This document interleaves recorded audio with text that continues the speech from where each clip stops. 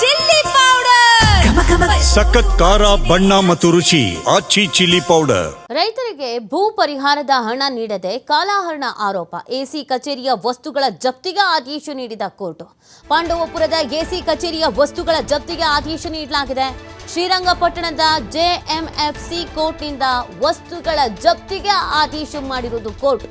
ಆದೇಶದೊಂದಿಗೆ ಬಂದಂತ ವಕೀಲರು ಹಾಗೂ ರೈತರು ಎಸಿ ಕಚೇರಿಯಲ್ಲಿರುವಂತಹ ಸಾಮಗ್ರಿಗಳನ್ನು ಜಪ್ತಿ ಮಾಡಿದ್ದಾರೆ. ರೈತರು ಹಲವು ಬಾರಿ ನೋಟಿಸ್ ನೀಡಿದ್ರು ಕ್ಯಾರೆ ಅನ್ನದ ಅಧಿಕಾರಿ. ಈ ಹಿನ್ನೆಲೆಯಲ್ಲಿ ಕಚೇರಿ ಜಪ್ತಿಗೆ ಆದೇಶ ನೀಡಿ ಬಿಸಿ ಮುಟ್ಟಿಸಿದ ಕೋರ್ಟ್. ಒಳ್ಳೆ ಕೆಲಸನೇ ಆಗಿದೆ. ಎಷ್ಟೋ ಬಾರಿ ಈ ಥರ ಕಚೇರಿಗಳಿಗೆ ರೈತರು ಅಲ್ದು ಸಾಕಾಗಿ ಹೋಗಿರ್ತಾರೆ. ರೈತರಿಗೆ ಏನು ಕೊಡಬೇಕಾಗಿದೆ ಅದನ್ನು ಕೊಡಬೇಕು ಅಲ್ವಾ? ಅದು ಯಾವ ಕಚೇರಿ ಆದ್ರೇನು, ಯಾವ ಅಧಿಕಾರಿಗಳಿಗೇನು, ಸರ್ಕಾರದ ಅಂಡರ್ನಲ್ಲಿ ಬರ್ತಾರೆ ಅಂತ ಇವ್ರು ಹೇಳ್ದಂಗೆಲ್ಲ ಕೇಳೋಕ್ಕಾಗತ್ತಾ? ರೈತರಿಗೆ ಅನ್ಯಾಯ ಆಗ್ತಾ ಇತ್ತು. ಸಾಕಷ್ಟು ಬಾರಿ ಅಲ್ದಿದ್ದಾರೆ ಈ ಎಸಿ ಕಚೇರಿಗೆ. ನೋಡಿ ನೋಡಿ ನೋಡಿ ಸಾಕಾಗಿ ಕೋರ್ಟ್ ಮೆಟ್ಟಿಲೇರಿದ್ರು. ಹಣ ಕೊಡದೇನೆ ಕಾಲಹರಣ ಮಾಡಲಾಗ್ತಾ ಇತ್ತು. ಹಾಗಾಗಿ ಕೋರ್ಟ್ ಒಂದು ಮಹತ್ವದ ಆದೇಶ ನೀಡಿತ್ತು, ಎಲ್ಲ ವಸ್ತು ಜಪ್ತಿ ಮಾಡಿ ಅಂತ. ಇದೀಗ ಎಸಿ ಕಚೇರಿಯ ವಸ್ತುಗಳನ್ನು ಜಪ್ತಿ ಮಾಡಲಾಗ್ತಾಗಿದೆ. ರೈತರಿಗೆ ಕೊಡಬೇಕಾದಂಥ ಹಣವನ್ನು ಕೊಟ್ಟಿದ್ರೆ, ಯಾಮಾರಿಸ್ಕೊಳ್ದೆ ಬಂದಿದ್ರೆ ಇವತ್ತು ಈ ಪರಿಸ್ಥಿತಿ ಬರ್ತಿರ್ಲಿಲ್ಲ. ನಾವು ಸರ್ಕಾರಿ ಕಚೇರಿ ಯಾರು ಏನು ಕೇಳಲ್ಲ, ನಾವು ಆಡಿದ್ದೇ ಆಟ ಅಂತ ಅಂದ್ಕೊಂಡಿದ್ರು. ಕಾನೂನಿನ ಮುಂದೆ ಎಲ್ಲರೂ ಒಂದೇ, ಯಾರಾದ್ರೂ ಏನು, ನ್ಯಾಯ ಅನ್ನೋದನ್ನು ನಮ್ಮ ಕಾನೂನು ಇಲ್ಲಿ ತಿಳಿಸಿದೆ. ಎಸಿ ಕಚೇರಿಯ ವಸ್ತುಗಳ ಜಪ್ತಿಗೆ ಆದೇಶವನ್ನು ಜೆಎಂಎಫ್ಸಿ ಕೋರ್ಟ್ ನೀಡಿತು. ಇದಕ್ಕೆ ಸಂಬಂಧಪಟ್ಟಂತೆಯೇ ಇದೀಗ ಜಪ್ತಿ ಮಾಡಲಾಗಿದೆ.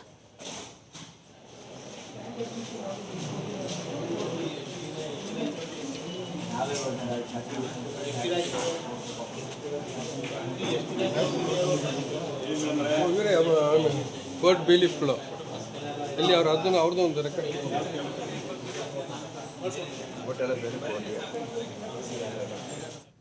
97 ಲಕ್ಷದ ಭೂ ಪರಿಹಾರವನ್ನು ಕೊಡಬೇಕು.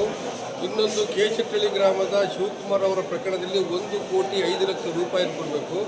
ಮತ್ತು ಗೌರಮ್ಮ, ಪಾರ್ವತಮ್ಮ, ದಕ್ಷಿಣಮೂರ್ತಿ ಅದಾದ ನಂತರ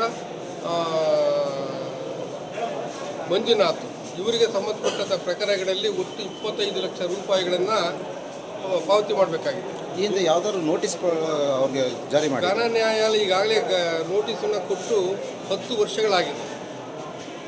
ಉಪವಿಭಾಗಾಧಿಕಾರಿ ಅವರಿಗೆ ಮತ್ತು ಬೆಂಗಳೂರಿನ KRDCL ಕಚೇರಿಯವರಿಗೆ ನೋಟಿಸ್ ಕೊಟ್ಟು 10 ವರ್ಷಗಳಾಗಿದ್ದರೂ ಸಹಿತ ಇದುವರೆಗೂ ಅವರು ಯಾವುದೇ ಹಣವನ್ನು ಪಾವತಿ ಮಾಡಿಲ್ಲ. ಪಾವತಿ ಮಾಡದೇ ಇರುವ ಹಿನ್ನೆಲೆಯಲ್ಲಿ ಘನ ನ್ಯಾಯಾಲಯ ಉಪವಿಭಾಗಾಧಿಕಾರಿಯವರ ಕಚೇರಿಯನ್ನು ಜಪ್ತಿ ಮಾಡಲಿಕ್ಕೆ ಆದೇಶ ಮಾಡಿದೆ. ಆ ಆದೇಶದ ರೀತಿ ನಾವು ಜಪ್ತಿ ಮಾಡಲಿಕ್ಕೆ ಬಂದಿದ್ದೀವಿ. ಉಮಾಶಂಕರ್ ಅವರ ಪ್ರಕರಣದಲ್ಲಿ 97 ಲಕ್ಷದ ಭೂ ಪರಿಹಾರವನ್ನು ಕೊಡಬೇಕು.